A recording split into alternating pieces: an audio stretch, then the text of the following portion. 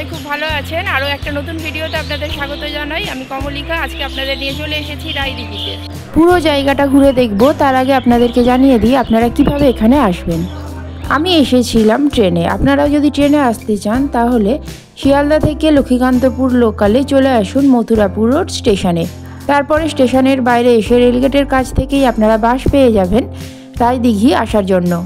বাসে সময় লাগবে 45 মিনিট মতো। আর বাসে না আসতে চাইলে স্টেশনের বাইরে থেকে আপনারা অটো কিংবা ট্রেকারও পেয়ে যাবেন।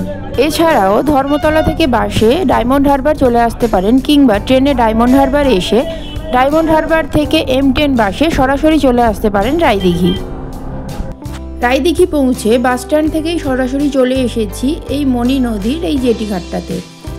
প্রচুর ট্রলার দাঁড়িয়ে আছে এখানে, আর এই সব ট্রলারে কিন্তু যাবে মাছ ধরতে। আর কিছু কিছু ট্রলার এখান থেকে এই মালপত্র নিয়ে যাবে সুন্দরবনের বিভিন্ন দ্বীপে। একটা ট্রলার এখান থেকে ছেড়েও দিচ্ছে দেখুন। আরও একটা জিনিস আপনাদেরকে দেখাবো, দূরে দেখুন সব ট্রলারে বোঝা যাচ্ছে কিনা জানি না, কিছু কিছু ট্রলারে দেখুন ইন্ডিয়ান ফ্ল্যাগও দেখা যাচ্ছে। আর ওই যে দূরে মণি নদীর ওপরে যে ব্রিজটা দেখতে পাচ্ছেন, ওই ব্রিজটাই রায়দিঘি আর কঙ্কন দিঘিকে জুড়েছে। আর কিছুক্ষণ পরে ওই ব্রিজটাতেও আপনাদেরকে নিয়ে যাব।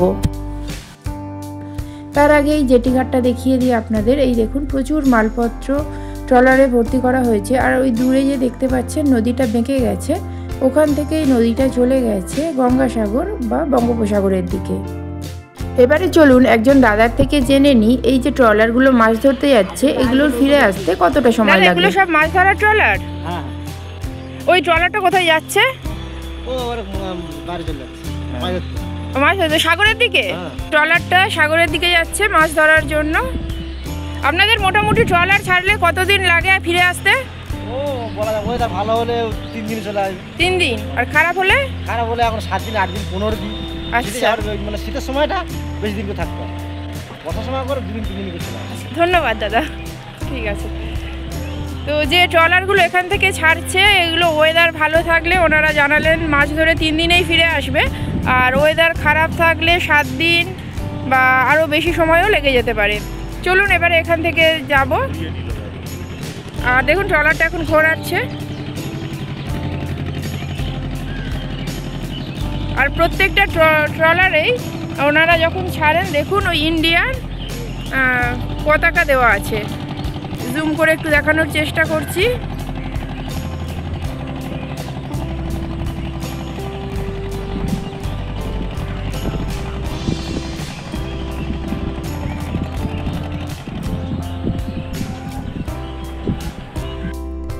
ওই ট্রলারটা বেরিয়ে যাওয়ার পরে এখানে দেখুন আরও একটা ট্রলারে মালপত্র বোঝাই হচ্ছে। ওটা গিয়েছে মাছ ধরার জন্য সমুদ্রে, কিন্তু এটা যাবে সুন্দরবনের দ্বীপে এই মালপত্রগুলোকে নিয়ে। তো বিভিন্ন দ্বীপে যাওয়ার আগে মালপত্র বোঝাই হচ্ছে ট্রলারে। আর ওনারা কিভাবে সেগুলো নিয়েই সরু পাটার ওপর থেকে যাচ্ছে দেখুন।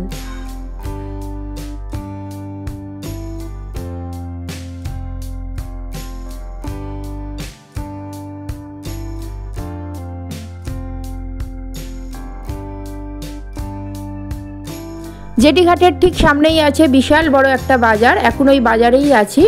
আর এই বাজারের একদম সামনে, যেখান থেকে আপনারা বাসস্ট্যান্ড থেকে এই বাজারের দিকে আসবেন, সেখানেই আছে মা কালীর এই বিশাল বড় মন্দিরটা। এখন মন্দিরের সামনেই দাঁড়িয়ে আছি। আর এই দিকেই যে রাস্তাটা দেখতে পাচ্ছেন, এখান থেকেই আমরা এলাম। জাস্ট জেটি ঘাট থেকে 1 মিনিট মতো লাগবে এই মন্দিরে পৌঁছাতে।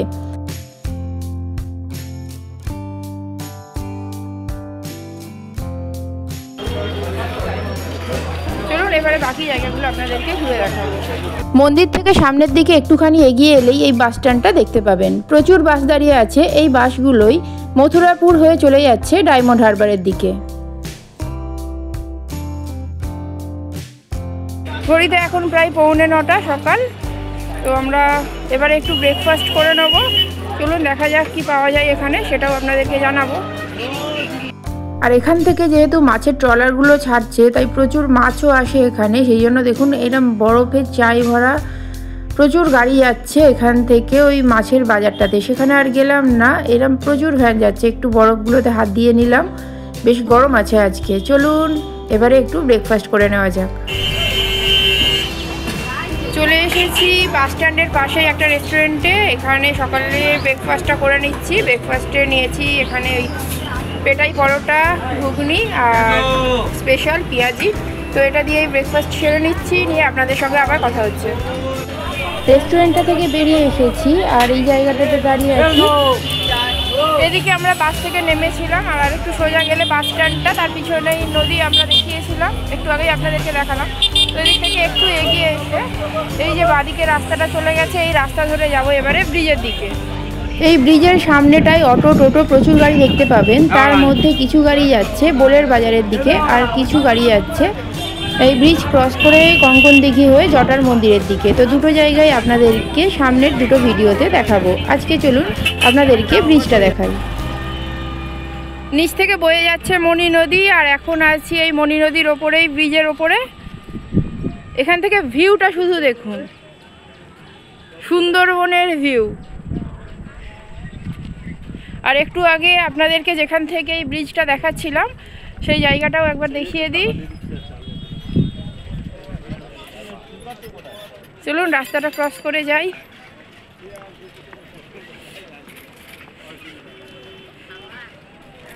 এখানেও একটা জেটিঘাট আছে আর আপনাদেরকে দেখিয়েছিলাম ওই যে দূরে দেখা যাচ্ছে ওই জেটিটা আপনাদেরকে দেখিয়েছিলাম কিছুক্ষণ আগে।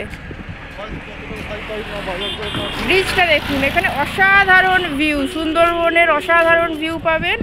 ম্যানগ্রোভের জঙ্গল চারিদিকে দেখুন শুধু।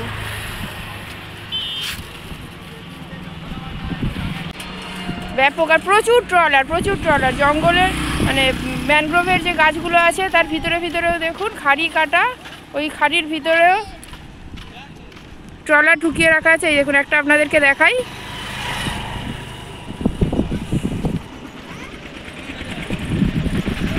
এখান থেকেই আপনারা সুন্দরবনের একটা ভাইব পেয়ে যাবেন, অসাধারণ লাগবে। আর ব্রিজের এদিকটা রায়দিঘি আর একদম ওই দিকটা কঙ্কন দিঘি, মাঝখান থেকে মণি নদী দুটো জায়গাকে ভাগ করেছে। ওই দিকটা কঙ্কন দিঘি, এদিকটা রায়দিঘি। প্রচুর গাড়ি চলছে এদিকে, ওই জন্য আমরা চলে এলাম রাস্তাটা ক্রস করে এদিকে। আর নিচে নদীটা দেখুন। চলুন ব্রিজের এইখানটায় উঠে আপনাদেরকে একবার নদীটা দেখাই।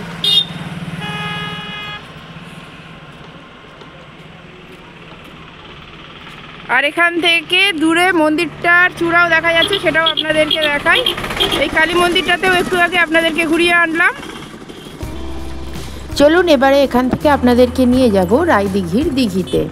এখান থেকে মাত্র 5 মিনিট হাঁটা পথেই চলে এসেছি এই দিঘিতে, যেটা বর্তমানে ইকো ট্যুরিজম পার্ক নামেই পরিচিত, যার প্রবেশ মূল্য মাত্র 5 টাকা।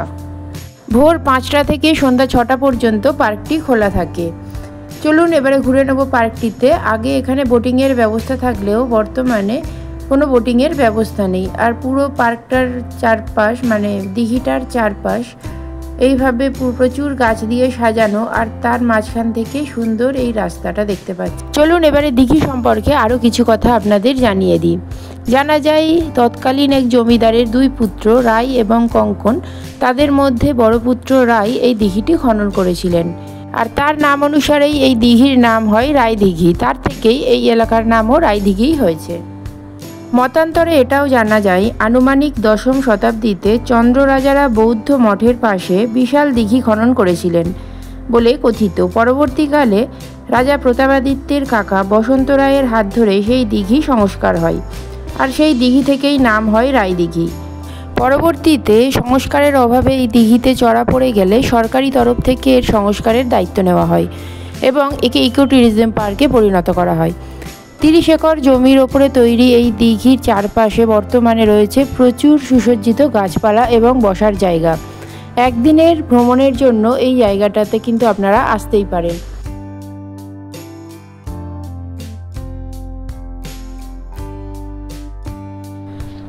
আর রায়দিঘি কলেজের পাশে এই পার্কটা হওয়ার জন্য আপনারা কিন্তু এটাকে বেস্ট কাপল পার্কও বলতে পারেন।